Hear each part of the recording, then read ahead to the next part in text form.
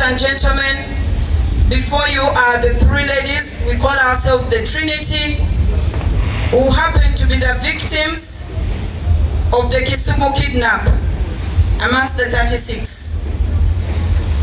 We have, my name is Florence Lalam. On my left, I have Honorable Sarah Apale. On my right, we used to call her baby at the prison, and we'll definitely try and treat her differently for her to feel at home. This is Nalunkuma Grace, the incoming woman MP of Bukomansimbi. Ladies and gentlemen, we'll speak briefly in summary, as we very well know that issues of women are paramount. And if our tormentors had really mistaken us to be terrorists, and yet they broke into our doors at 1 a.m. in the night when people are deeply asleep and found women sleeping in their rooms, they should have retreated. They should have realized that these were mistaken identities. Unfortunately, it did not happen. We stand here today to give the tales of our experience, and we will summarize it briefly into the pain we went through, and not undeserved pain, I can call it. Would like to start by first of all thanking so much. We'll be looking more miserable than this, but we thank our party, the PFF, allow me stroke it, FDC Katonga, that they did their best and realized that issues of women are very paramount, and they took care of us every week. They would bring us food. Every week they would make sure there is a chicken for us to slaughter. Not because the money was there, but because we are women who are in prison innocently, and they realized that they really needed to take good care of us. We want to appreciate this, otherwise we would have broken down mentally. Because we shed a lot of tears while in prison. It was painful. We all three of us cried for the first 1 week. Not because we've given us up on the fight for change, but because we were innocently locked up behind bars. It was a painful experience.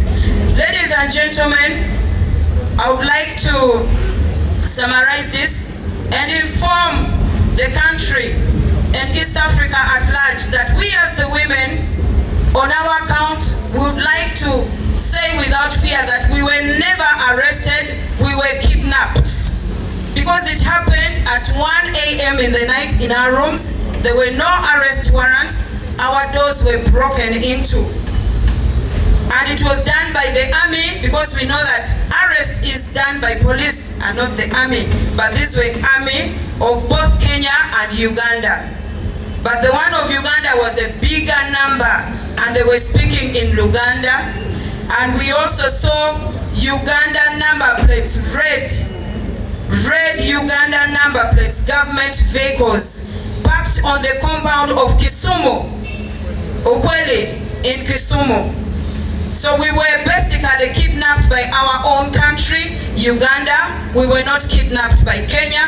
I would like to make that very clear and clear the misconception that has been there, saying Kenya is the one that arrested us. No, we were kidnapped by our own lovely country, Uganda, the Pearl of Africa. Ladies and gentlemen, we would also like to bring it clearly that we were handicapped. Whether you're a woman, whether you're a man, it did not matter. We were handicapped from behind, all three of us women, including the men, for 13 hours, close to 14 hours. Right from Ukweli Pastoral Center, on the vehicles, the army vehicles, we boarded throughout the journey up to Busia border, and from there we were transferred into drones. There were 4 drones, one of them with a very big banner of President Yoweri Museveni. We were packed in those drones, but still handcuffed.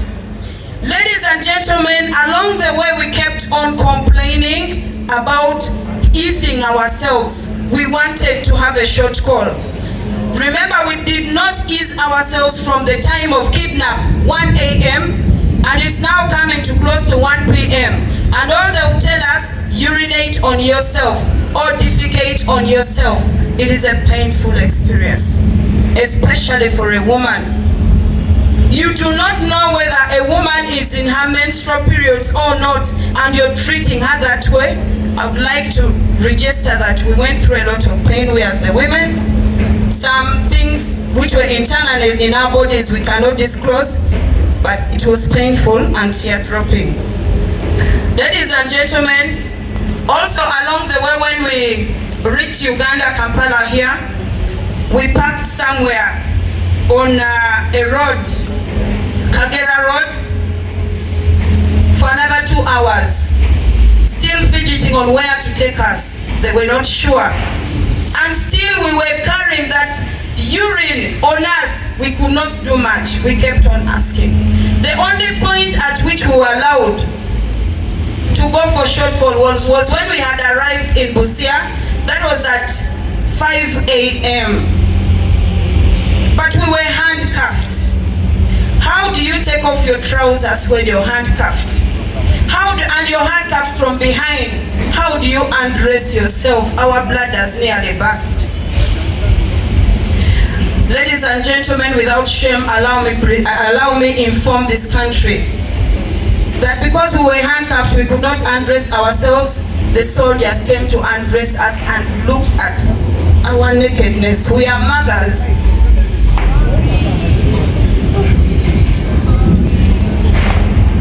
We are wives and mothers. We felt tortured psychologically. We felt embarrassed. We didn't know we would stand here today again. And they would make fun of it. Kojo hapo, urinate. And he stands right beside you. Ladies, that's a human. Ladies and gentlemen, that was a strong humiliation for us as women that we feel needs to be addressed by the law societies of the East African community. It was painful. Ladies and gentlemen, we were also, all the time when we would get off and on the military trucks, because we were on Kenyan military trucks, 2 of them were divided 18-18. If you were to come down, you would come down on handcuffs. If you were to go back on the truck, you do that on handcuff. Whether you're a woman, whether you're a man, it did not matter. I remember one of our colleagues, Owen, we nearly lost him. On trying to climb back on the truck, he lost balance and fell backwards. You know what a J-Fang looks like? It's something tall and high. He fell back and hit his back and first lost his conscience and regained it after some time. It was not a problem to them. Ladies and gentlemen, the Kenyan soldiers kept on telling the Ugandan soldiers not to handle us the way they did. But our counterparts from Uganda are different. The discipline is so different. And they would say, no, do not kill these people in our country. No, treat the women differently. But when it came to our own soldiers, it did not matter whether you're a man or a woman. That was not their problem. Their problem was to achieve what they had planned to achieve. One soldier, allow me say this, because during the time when we were locked up at Ukweli, one of the Kenyan soldiers, after checking through all our luggage, came out. We were handcuffed, lying on the grass in the cold. Came out speaking and saying in Kiswahili that it looks like these are really students. These people are innocent. They were calling us children. They said these children are innocent. They only have books, they have pens, they have clothes, and then pocket money. They are not the people that we have told. They are not the people that have been presented to us. But still, our Ugandan counterparts could not listen to that. Ladies and gentlemen, we were denied drinking water for 14 hours and our throats cracked. We would beg and say, let's just have a bottle of water along the journey. 14 hours, not even a drop of water in your throat, right from 1 a.m. By the time we arrived in Uganda, we all had cracked. Personally, I had something that felt like tonsillitis, and it was a painful experience that is something I do not want to think about. We were also starved of food for all those hours, 14 hours. Ladies and gentlemen, allow me to register to you that in the process of torture, our Ugandan counterparts, the soldiers, did not care whether you're a woman or a man. My sister here was walked over with those heavy shoes of the army. She was pointed at with 2 guns, put at gunpoint by 2 soldiers at a go, with 2 guns ready to shoot at her. And as a result of kick, and also she was kicked just above the abdomen by a male soldier. There were no females, by the way. We were handled by strictly male soldiers. She was kicked right here, above the stomach. While at Luzira Women Prison, because of too much pain, we realized she was not okay, and we kept on putting pressure to the prison until she was taken to Mulago Hospital. And the results of the scan from Mulago Hospital indicate that she has an injury in the spinal cord. There is a disc that has separated itself from the original position. That is a palesara.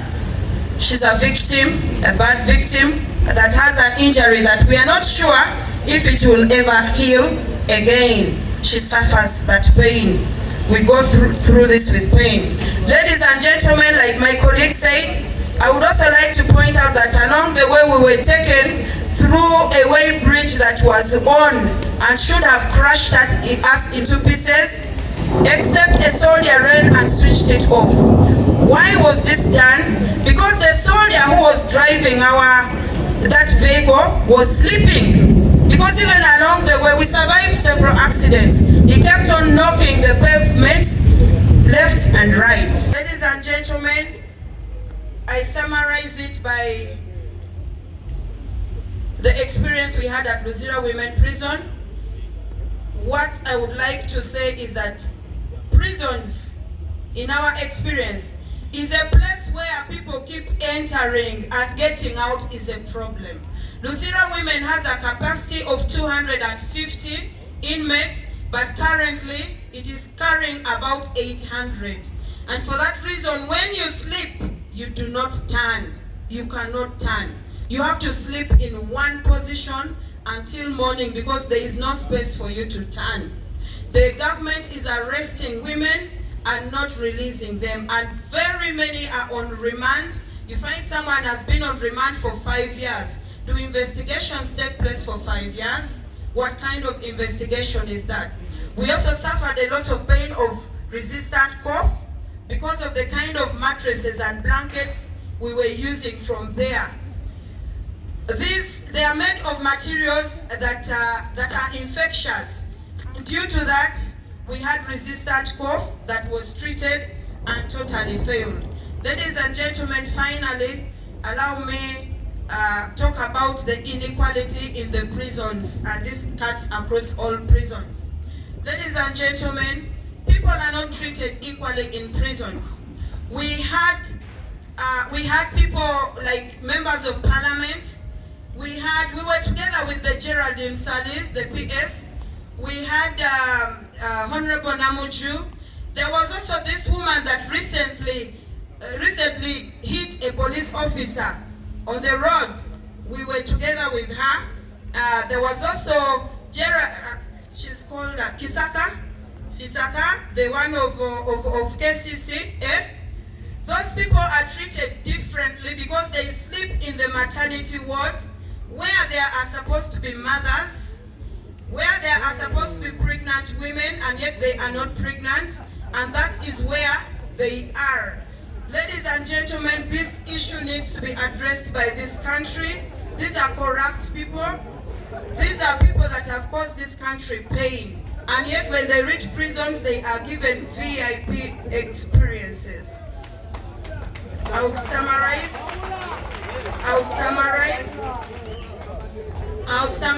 by asking us to put our hands together and fight for justice. There are so many women in prison prisons who have been conned of their money by lawyers, by judges, and yet they are still in prison on remand, and sometimes they are innocent. Ladies and gentlemen, we pledge to work hard and to fight for the innocent women who are in prison just like we were. Together, we can make this. We ask all sectors, whether it is media, whether it is political parties, that we stand together and fight for the justice of this country. I say this for God and my country.